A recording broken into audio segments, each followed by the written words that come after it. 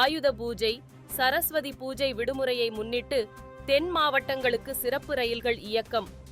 கூட்ட நெரிசலை தவிர்க்கவும் பயணிகளின் வசதிக்காகவும் சிறப்பு ரயில்கள் இயக்கப்படுவதாக தெற்கு ரயில்வே அறிவிப்பு. கர்நாடகா மாநிலத்தின் 11 மாவட்டங்களுக்கு இன்று முதல் 4 நாட்களுக்கு மஞ்சள் எச்சரிக்கை விடுத்த வானிலை ஆய்வு மையம்.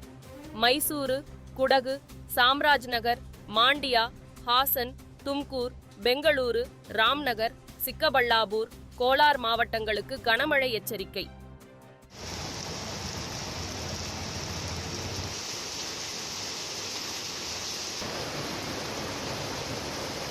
மெரினா கடற்கரையில் நடைபெறும் விமானங்களின் சாகச நிகழ்ச்சியை கண்டுகளிக்க பொதுமக்கள் ஆர்வம். அண்ணா சதுக்கத்திற்கு இன்று கூடுதலாக 75 பேருந்துகள் இயக்கம்.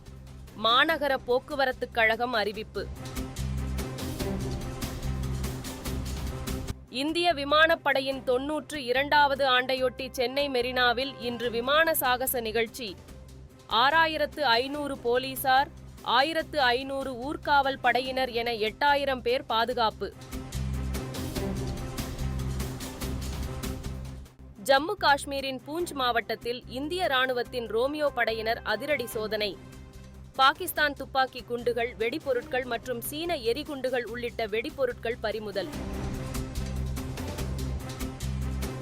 ராஜஸ்தானில் நடைபெற்ற குறுகிய தூரவான் இலக்குகளை தாக்கும் விசூரத்ஸ் ஏவுகணைகள் சோதனை.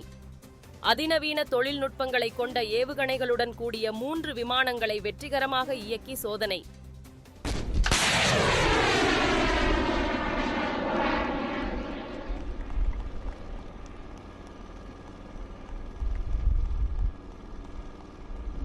இஸ்லாமாபாத்தில் நடைபெறும் ஷாங்காய் ஒத்துழைப்பு மாநாட்டில் இந்தியா பாகிஸ்தான் உறவு குறித்து பேச்சுவார்த்தை நடத்தப்படாது. பாகிஸ்தானுக்கு பயணம் மேற்கொள்ளும் மத்திய வெளியுறவு மந்திரி ஜெய்சங்கர் திட்டவட்டம்.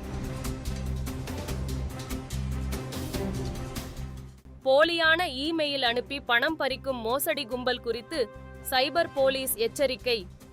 கவனக்குறைவாக இருந்தால் வணிகர்களுக்கு அதிக நிதி இழப்புகளை ஏற்படுத்தும். பொதுமக்கள் பாதுகாப்பாக இருக்க அறிவுறுத்தல்.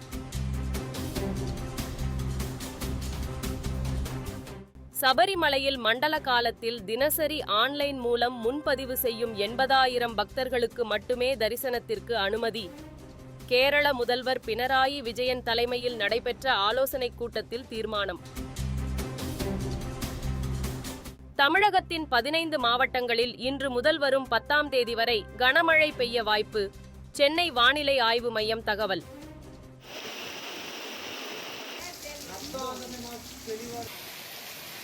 திருச்சிற்றம்பலம் படத்தின் மேகம் கருக்காதா பாடலுக்காக அறிவிக்கப்பட்ட தேசிய விருது.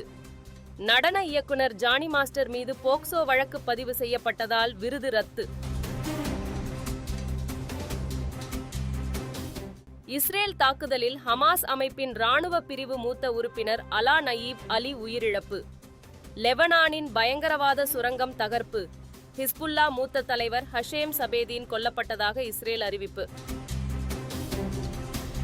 இஸ்ரேலுக்கு ஆயுதங்கள் வழங்குவதை பிரான்ஸ் நிறுத்தியதாக அதிபர் இம்மானுவேல் மேக்ரான் தகவல். மற்ற நாடுகளும் இஸ்ரேலுக்கு ஆயுத விநியோகத்தை நிறுத்த வேண்டும் என்றும் கோரிக்கை. துபாயில் நடைபெற்று வரும் மகளிர் T20 உலகக்கோப்பை கிரிக்கெட்டில் இந்தியா, பாகிஸ்தான் அணிகள் இன்று மோதல். முதல் ஆட்டத்தில் நியூசிலாந்துடன் தோல்வியடைந்ததால் வெற்றி பெற வேண்டிய கட்டாயத்தில் இந்திய அணி. சீனாவில் நடைபெற்று வரும் ஷாங்காய் மாஸ்டர்ஸ் டென்னிஸ் போட்டியின் முதல் சுற்று ஆட்டத்தில் செர்பியா வீரர் ஜோகோவிச் வெற்றி. மற்றொரு போட்டியில் ஜெர்மனியின் அலெக்சாண்டர் ஸ்வரேவ் இத்தாலி வீரர் மாட்டியா பெலூசியை வீழ்த்தினார்.